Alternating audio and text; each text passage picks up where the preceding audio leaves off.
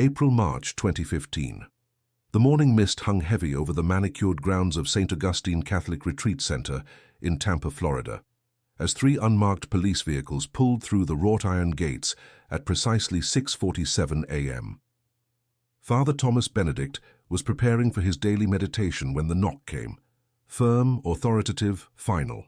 What began as another peaceful dawn at the respected religious sanctuary transformed into the shocking conclusion of a 47-year-old murder case that had haunted the Tampa Bay community since the tumultuous summer of 1968. The silver-haired monk who had counseled thousands of faithful visitors, who had delivered countless sermons on redemption and forgiveness, was about to be arrested for the brutal murder of 17-year-old Maria Elena Rodriguez, a crime that had remained unsolved for nearly 5 decades. Like this video and subscribe for the details that mainstream coverage leaves out, including the disturbing evidence found in the suspect's private quarters. Maria Elena Rodriguez was born on October 15, 1950, to Manuel and Carmen Rodriguez, hard-working Cuban immigrants who had fled their homeland 3 years earlier. Standing 5 feet 4 inches tall with striking dark brown eyes and long black hair that she often wore in a single braid down her back, Maria Elena possessed a distinctive birthmark on her left shoulder that resembled a small crescent moon. Her father, Manuel, worked double shifts at the Tampa Electric Company, while her mother, Carmen, cleaned houses in the affluent Hyde Park neighborhood to support their family of 5, which included Maria Elena's younger brothers Miguel, age 14, and Carlos, age 9. "She was the light of our family," her brother Miguel recalled decades later during a 2010 interview with the Tampa Bay Times. Maria Elena always talked about becoming a teacher, about helping other immigrant children learn English like she did. Friends from Jefferson High School remembered her as studious and deeply religious, often volunteering at the local Catholic church on weekends. Her closest friend, Patricia Morales, described her as someone who saw good in everyone even when others couldn't. Living in a modest 2-bedroom apartment on Armenia Avenue, the Rodriguez family embodied the American dream of the 1960s. Maria Elena maintained a perfect attendance record at school while working part-time at Woolworth's department store on Franklin Street, saving every penny for her planned enrollment at the University of South Florida the following fall. Her dream was to study education and return to teach at the elementary school she had attended as a young immigrant child who spoke no English. Tampa in 1968 was a city in transition, with a population of approximately 278,000 residents experiencing the social upheaval that defined the decade. The Cuban immigrant community had swelled to nearly 15,000 people following Castro's rise to power, creating cultural tensions alongside economic opportunities. The Ybor City neighborhood, historically dominated by cigar manufacturing, was slowly giving way to urban renewal projects that displaced longtime residents. The civil rights movement had reached Tampa with peaceful protests and sit-ins, while the Vietnam War cast a shadow over every high school graduating class. St. Augustine Catholic Retreat Center, established in 1952 on 43 acres of pristine land near the Hillsborough River, served as a spiritual oasis where the community sought solace from the changing world. The center housed 12 Benedictine monks and regularly welcomed hundreds of visitors for weekend retreats, marriage counseling, and spiritual guidance. Tampa's sweltering summer heat created an atmosphere of restless energy in 1968, with temperatures regularly exceeding 95 degrees and humidity that made the air feel thick as soup. The retreat center's location, surrounded by palmetto scrub and ancient oak trees draped in Spanish moss, provided a cooling refuge that attracted visitors from across the southeastern United States. July 22, 1968, marked the last day anyone would see Maria Elena Rodriguez alive. The meticulously documented timeline reveals a normal summer day that descended into inexplicable tragedy. 4:30 M. Maria Elena left her family's apartment for her opening shift at Woolworth's, wearing a yellow sundress and white sandals, carrying her mother's rosary beads in her purse as she did every day. 8:15 AM. Store manager Robert Henderson noted her arrival in the employee log, commenting that she seemed particularly cheerful that morning. 12:35 p.m. During her lunch break, Maria Elena called her mother from the store's payphone, confirming she would attend evening mass at Sacred Heart Catholic Church, 12:45 p.m. Her shift ended, and co-worker Dorothy Walsh recalled Maria Elena mentioning she planned to stop somewhere special before church. 6:20 p.m. Bus driver James Mitchell later testified he saw Maria Elena board the number 7 bus heading toward the retreat center, unusual since she typically went straight home. 7:15 p.m. A groundskeeper at St. Augustine Retreat Center, William Foster, reported seeing a young Hispanic woman walking alone near the meditation gardens, matching Maria Elena's description perfectly. 7:45 p.m. The retreat center's dinner bell rang, calling monks and visitors to the evening meal in the main hall. 8:30 p.m. Evening prayer services began in the chapel, where Brother Thomas Benedict, then 26 years old, served as assistant organist. 9:15 p.m. Maria Elena failed to appear for Mass at Sacred Heart Church, the DG. First time in 3 years she had missed evening services without explanation.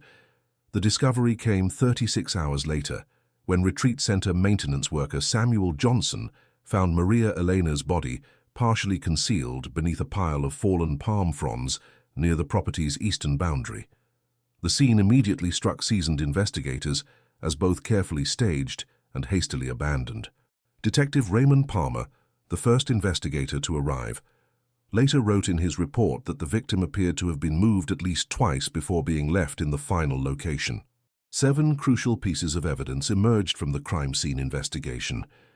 Maria Elena's yellow sundress was found torn and discarded 50 yards from her body. Her white sandals were placed neatly side by side near a concrete bench. Her mother's rosary beads were discovered clutched in her right hand. Defensive wounds on her arms indicated a prolonged struggle. Ligature marks suggested she had been bound with rope or cord. Her purse was never recovered, despite extensive searches.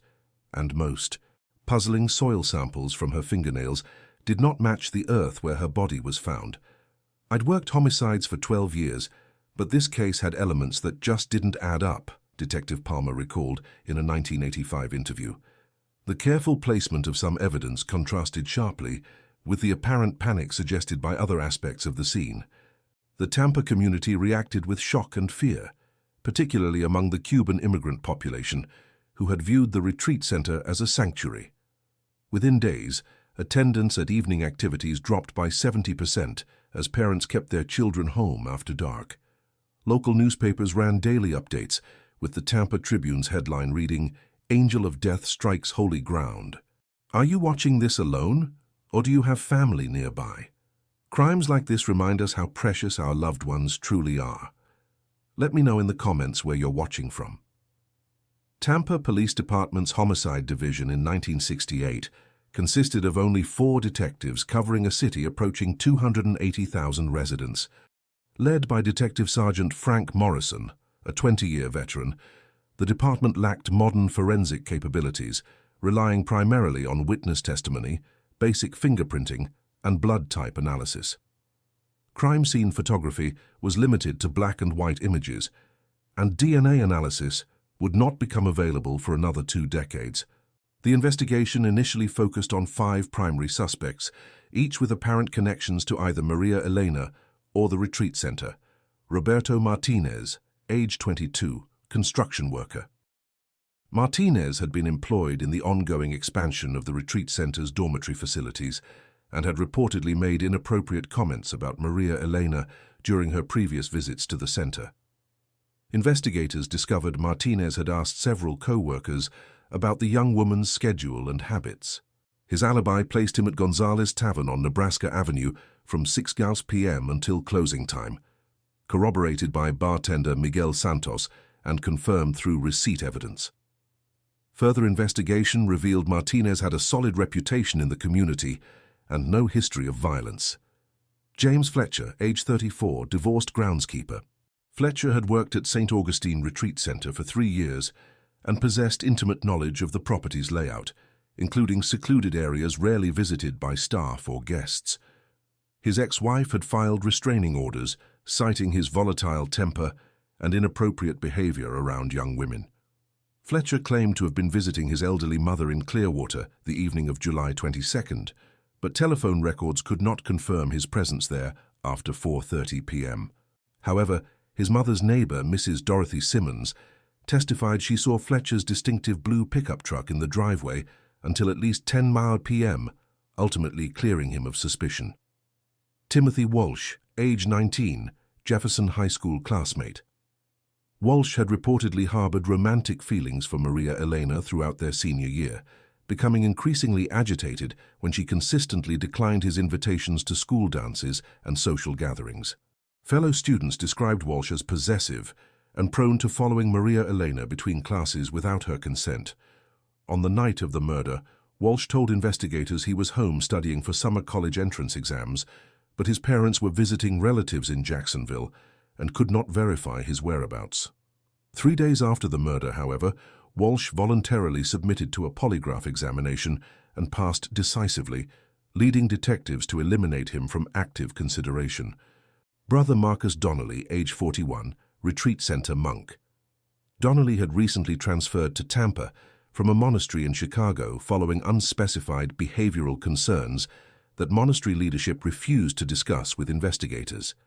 Several visitors had complained about Donnelly's inappropriate questions during confession and his tendency to seek private counseling sessions with young women. The evening of July 22nd, Donnelly claimed to be in his cell engaged in private prayer and meditation, a routine that required no witnesses or verification.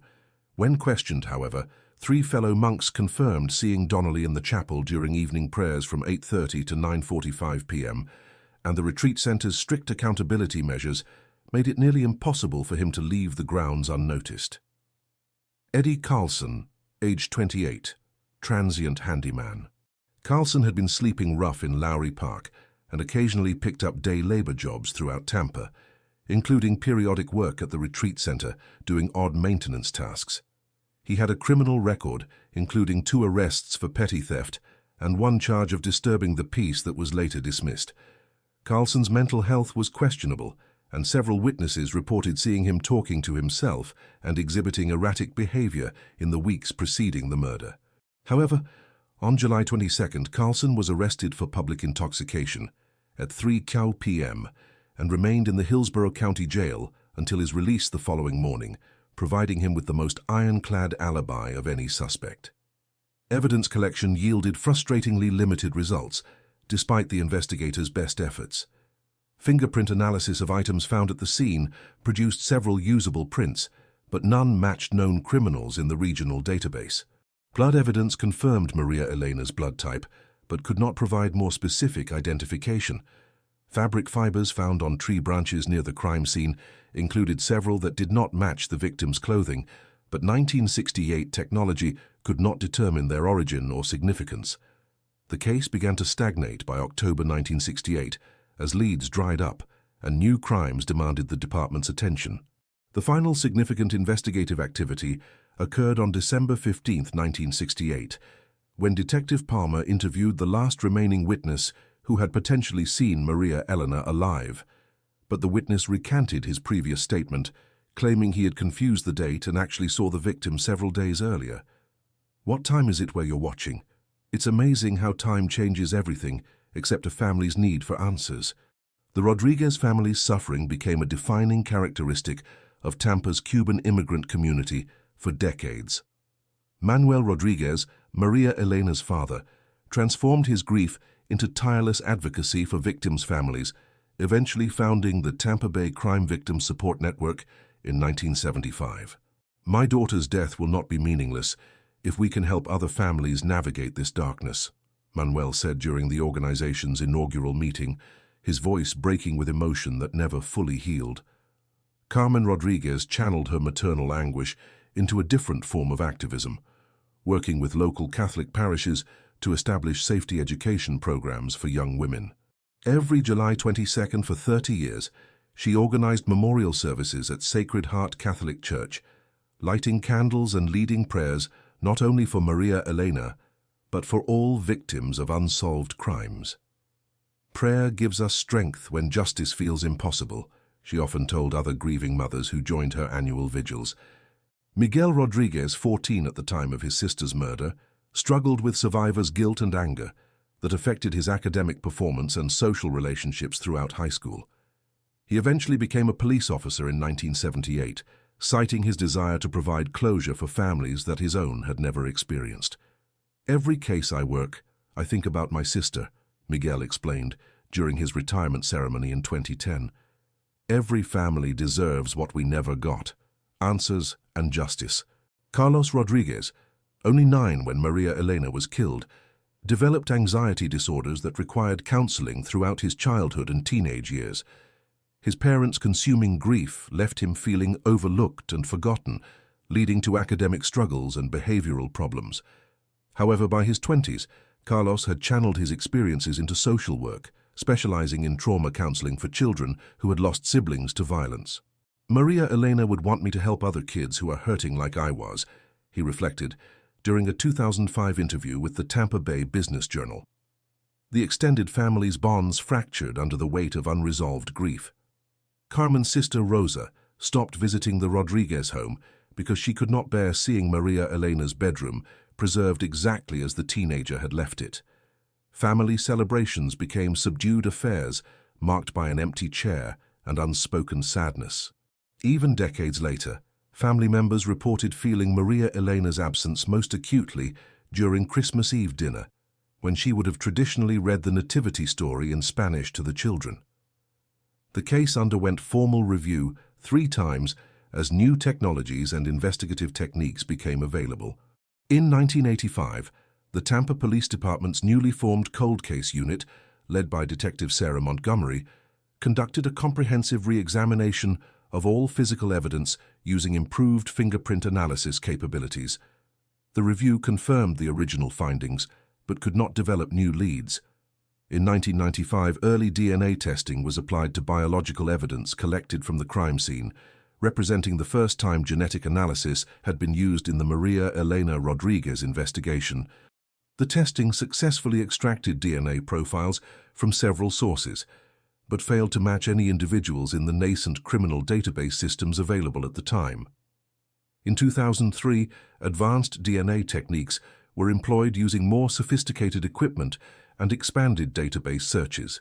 This review produced partial genetic profiles that were entered into the Combined DNA Index System, CODIS, a national database that had grown to include millions of individual profiles from convicted criminals across the United States.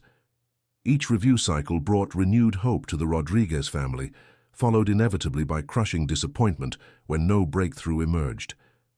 "Every phone call from the police made our hearts race," Miguel Rodriguez recalled. "We never knew if this would be the call that finally brought us the truth about what happened to Maria Elena."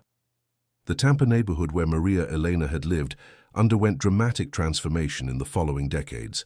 The modest apartment buildings that housed immigrant families were gradually replaced by upscale condominiums and trendy restaurants as the area gentrified. St. Augustine Catholic Retreat Center expanded its facilities and programs, becoming one of the Southeast's most respected spiritual destinations. The retreat center established a small memorial garden in 1978, 10 years after Maria Elena's murder, featuring a bronze plaque that read, "In memory of Maria Elena Rodriguez and all souls taken too soon." The dedication ceremony drew more than 200 community members, including many who had never known the young woman personally, but had been touched by her story. What's the weather like where you are right now? Sometimes I think about how weather connects us across time. Maria Elena felt that same summer heat we feel today. The breakthrough that would finally solve Maria Elena Rodriguez's murder came on September 12, 2014, when DNA analyst Jennifer Brooks at the Florida Department of Law Enforcement Laboratory in Tallahassee made a discovery that would reshape the case entirely. Using new Y chromosome analysis techniques, Brooks was able to develop a more complete genetic profile from evidence that had yielded only partial results in previous testing. The enhanced DNA profile was submitted to CODIS for comparison against the database's expanded collection of genetic markers from convicted criminals, missing persons, and voluntary submissions. Within hours, the system generated a potential match that sent shockwaves through the cold case investigation team.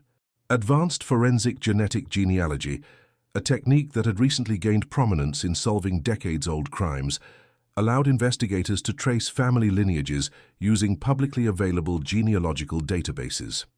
This process, pioneered in cases like the Golden State Killer, involved creating family trees based on DNA matches with relatives who had submitted genetic samples to ancestry research companies. Dr. Michael Harrison, a forensic geneticist at the University of South Florida, explained the process.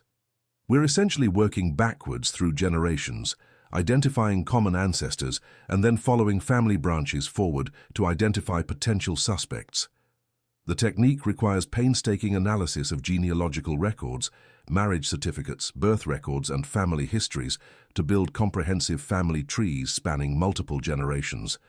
The statistical probability of error in modern DNA analysis has decreased to approximately 1 in several billion, making genetic identification nearly as reliable as fingerprint evidence. The process used in the Rodriguez case involved analyzing multiple genetic markers simultaneously, creating a unique identifier that could definitively link biological evidence to a specific individual. The name that emerged from the database search was Brother Thomas Benedict, the same monk who had served as assistant organist at St. Augustine Catholic Retreat Center in 1968, and who had remained at the facility for the subsequent 47 years, rising to become one of its most respected spiritual advisors.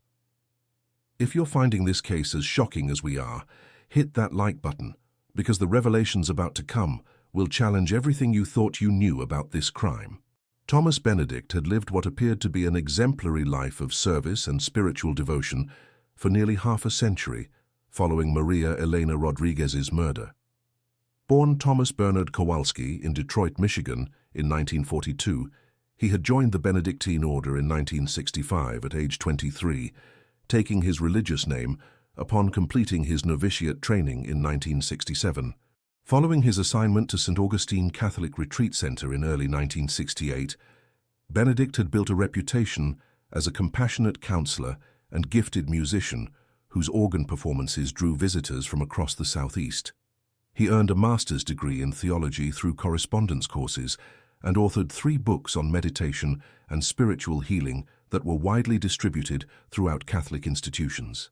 Benedict's personnel file contained glowing recommendations from supervisors and testimonials from countless visitors who credited him with helping them through personal crises, marriage difficulties, and spiritual struggles.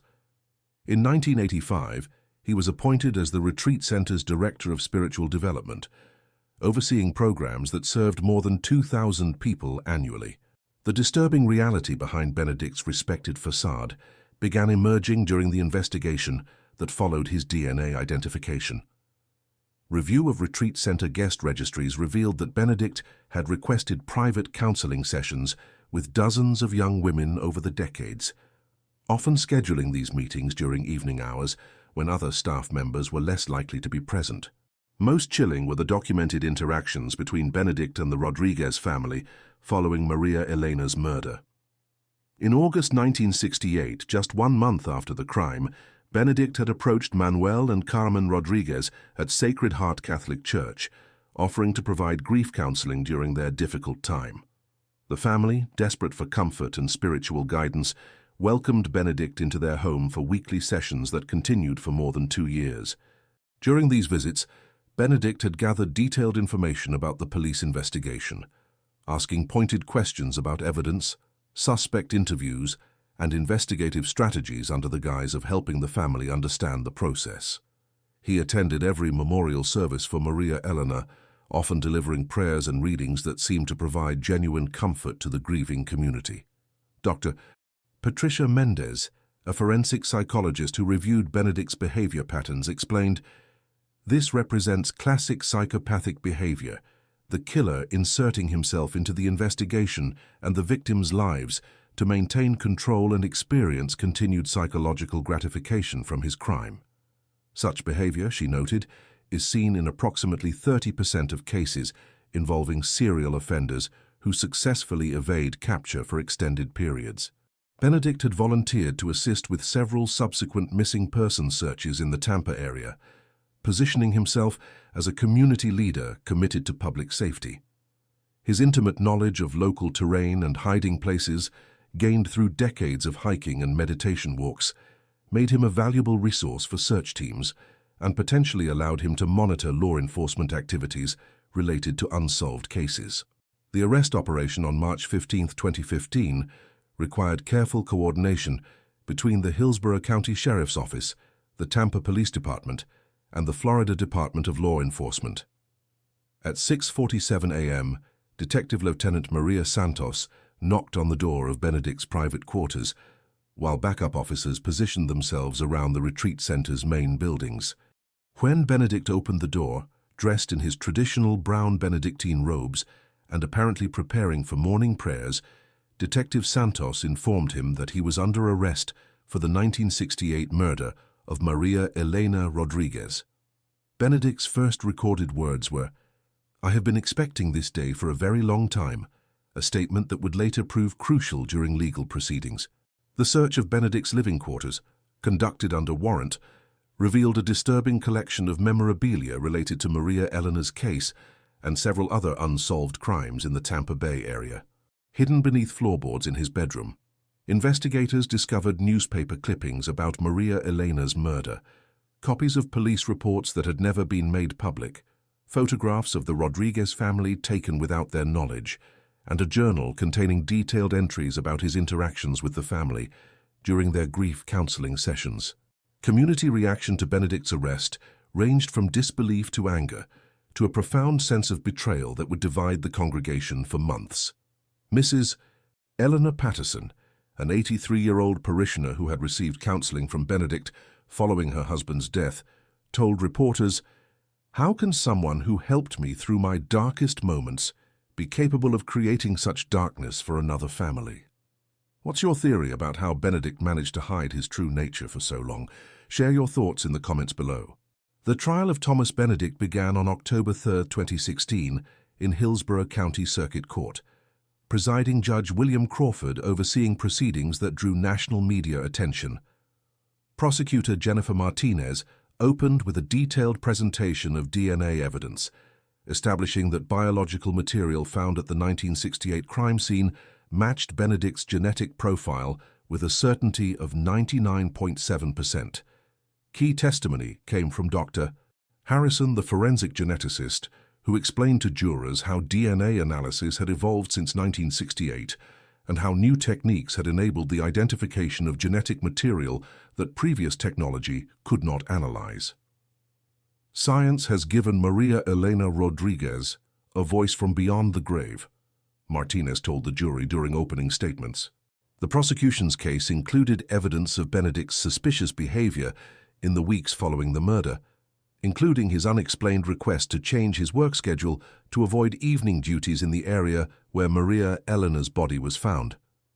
Monastery records showed Benedict had claimed illness on several occasions when police conducted follow-up interviews at the retreat center, avoiding contact with investigators despite his apparent willingness to help the Rodriguez family. Benedict's defense, led by attorney Robert Chang, argued that DNA evidence could be contaminated or misinterpreted, and that his client's 47 years of exemplary service to the community demonstrated his incapacity for violence. However, the defense case was severely undermined when prosecutors introduced the journal entries found in Benedict's room, which contained disturbing references to Maria Elena and detailed observations about the Rodriguez family's grief process. The jury deliberated for only 4 hours before returning a guilty verdict on all charges, including first-degree murder and sexual battery.